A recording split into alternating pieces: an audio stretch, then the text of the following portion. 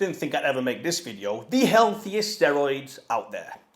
Yes, there are some steroids out there that are healthy. And we know the main one out there, the one that I tell everybody to take, that every single guy with low testosterone should be on this steroid. And that is testosterone enanthate. And the reason for that is very simple. It mimics our body's natural production of testosterone. So all the other ones kind of are the same thing, but the way they're released, the way our body produces it, and the way it is manufactured chemically aren't the same. And taken long-term in a high dose, some things can cause us long-term issues. So I would say that the safest one out there is testananthate. Testananthate. And that is the one we use for TRT. Second to that, I'm not going to list them all, but second to that, I would say cypionate. Cypionate is very closely linked and very similar compound to testananthate. And I think taken in a low dose, I'm going to say this, every single steroid is safe as long as you are doing your blood work. I don't see anything wrong with any steroids as long as they're taken in a low dose.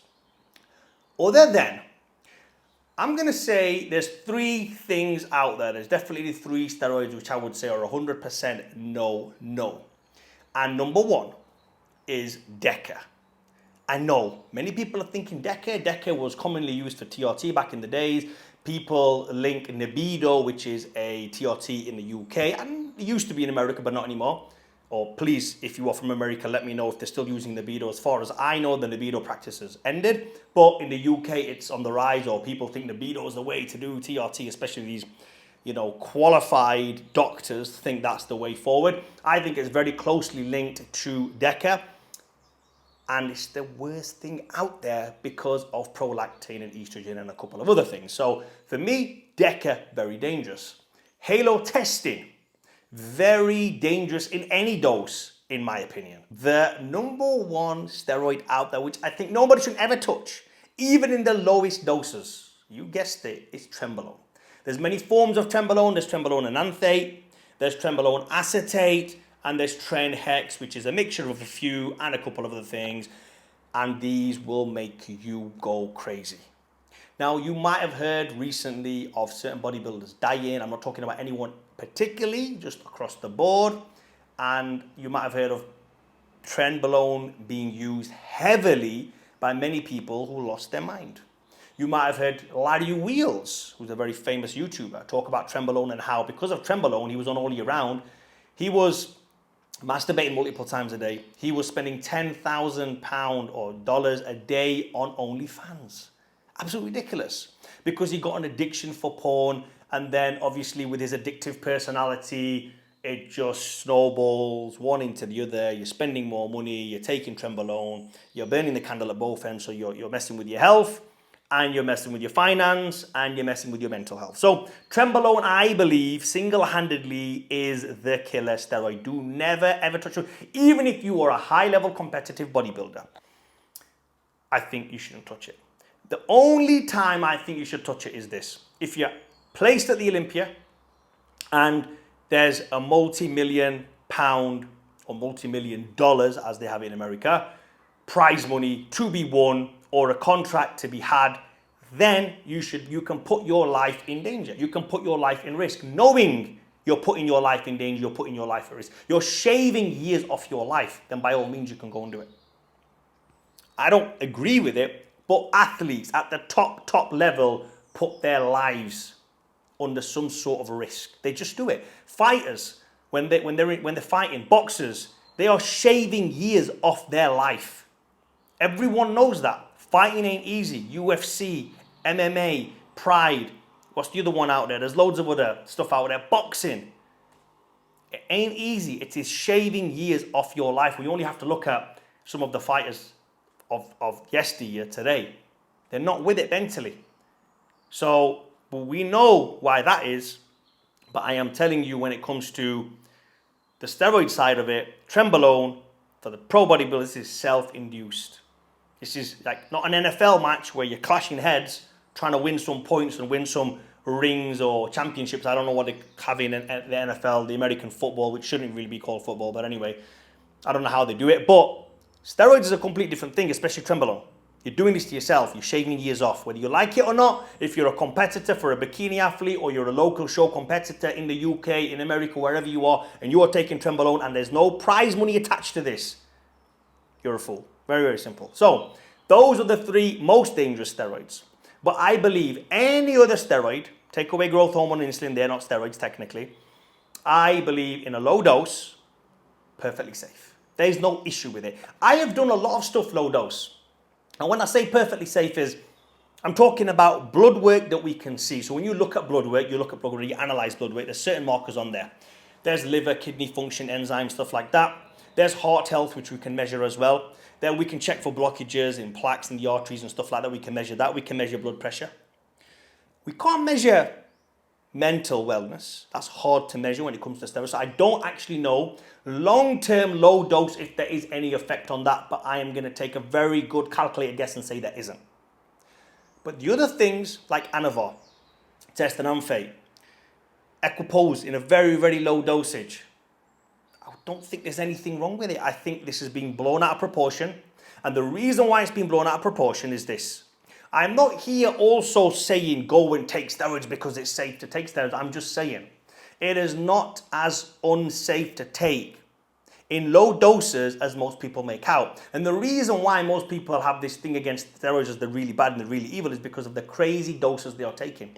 So many times a newbie would come to me, a new guy who's never touched steroids before, and say, Fadi, I'm starting my first cycle. I'm doing 750 of test with 800 Masteron. I'm thinking, who the hell gave you that, my coach? I'm like, what? And this is common nowadays. This is going on. Back in the days, if you saw one of my videos when I was hating on JP and all that crew back in the days, the reason was because a young guy who was 19-year-old came to my gym and said, when he was coaching, this is when JP was coaching, I'm getting coached by him and one of his athletes I'm not going to mention. This guy was like 8 stone wet through, and I'm like, well, what were you taking? He was taking insulin and 1,000 milligrams of testosterone. They didn't focus on his diet, his training, his health, or anything like that. They just said, you're young, smash the hell out of gear. I have been in rooms with pro bodybuilders. Again, I'm not going to mention any names. Pro bodybuilders, bro, where I've been with them every single day for 4 years in a row, 3 to 4 years in a row. Very, very good, friendly, brotherly basis. And it requires a lot of stuff to become pro. I mean, just to give you an example, just the liquids alone, you're talking 40 mil of liquid. 40, and that's not even counting the milligrams. As an example, I can tell you, a strongman that I knew was doing a 10 mil vial of Test 400, splitting it over 2 days. So that's 4,000 milligrams there. Every 6 days, he's going through what? You do the maths. Crazy, absolutely crazy dosages, and people are out there doing it. They don't know the long-term effects because they're just thinking of the short-term gain. Now, I know many people who say, Fadi, you're on steroids, you do this, you're on TRT. Yeah, but I have done it calculated. I've made sure I learned from the best to know what I'm doing. I know what it was, what is the safe dose. And when I started dabbling in low doses, guess what happened? Not a lot. Not my bloods didn't change. My kidneys function, my liver enzymes, nothing really changed. Hematocrit was a little bit high. I know how to fix that. Everything can be fixed, but in low doses, I don't believe they are harmful. But if I wanted to talk about the most safest, the safest things out there for females, we're going to talk about females as well now because it seems to be a hot topic. Anavar Primo, Proviron. Very, very low dose. Girls are taking it and getting away with it and staying feminine. But when they start taking testosterone like Sustanon and Trenbolone and stuff like that, it's irreversible. For guys, it's reversible. I can come off everything I want right now. I mean, I already am technically. I'm only on Testy and Proviron right now. But I can even come off that. And all that'll happen is I might shrink a little bit. My muscle tone and the hardness might go down a little bit. That's all that'll happen. But I won't shrink that much. I can still be a man. I'm still going to look exactly the same. My facial features haven't changed. My bone structure hasn't changed. But for females, when they start dabbling in testosterone, the whole body changes, the whole structure changes, the face changes, the voice changes. They grow hair in places they never had hair. But anyway, Point of this video is, yes, there are some steroids that are safe to take. Find out what they are, if I haven't already told you, in low doses, guys. The point of this video is to encourage people. Just one thing. Take whatever you're doing in a low dose. Let me give you a typical classic example of a cycle. Testosterone and EQ. Why don't you just try 0.5 ml of each? And I know people are going to say it's not going to do anything. Why don't you try it, bro? Just try the cycle. Try it.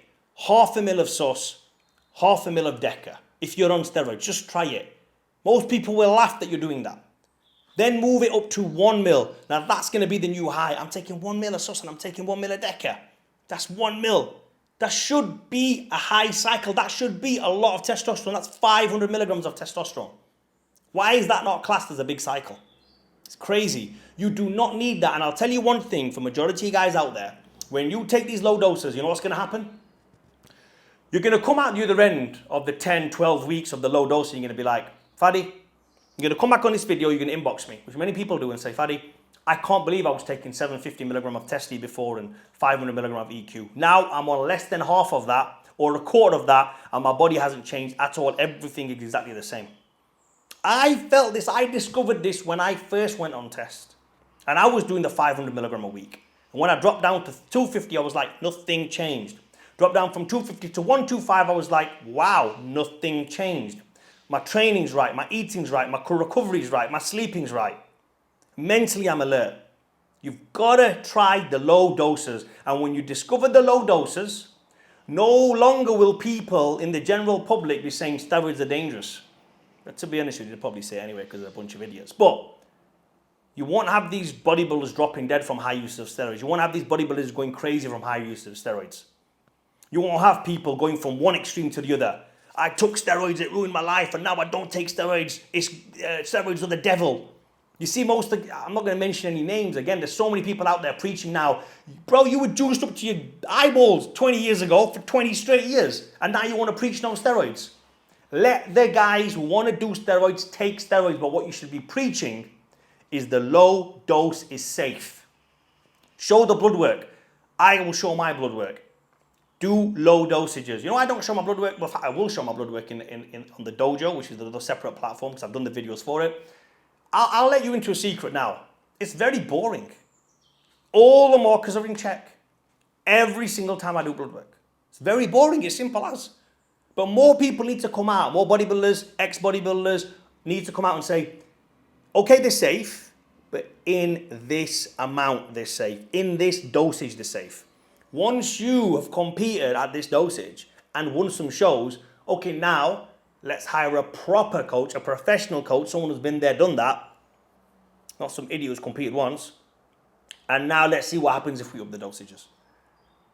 The point of the video is this: low dose. Make the new norm 0.5 ml of whatever you're going to take. If you're stacking 3 compounds together, if you're doing Mastron, EQ, Test and Amphe, 0.5 ml, try it. I know there's guys out there that are taking 2 ml of Testi, 2 ml of Mastron, 2 ml of EQ, 50 milligram of Oxys, 20 milligram of, well, not 20 milligram, 50 milligram of Winstrol. And they're stacking it all together. My estrogen's high. It's okay. I'll just go and take some letrozole. I've got a bit of puffy nips. I'll go and take some Arimidex.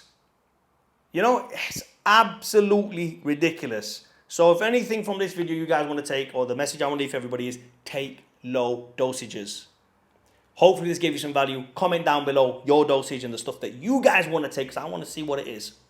Like and subscribe.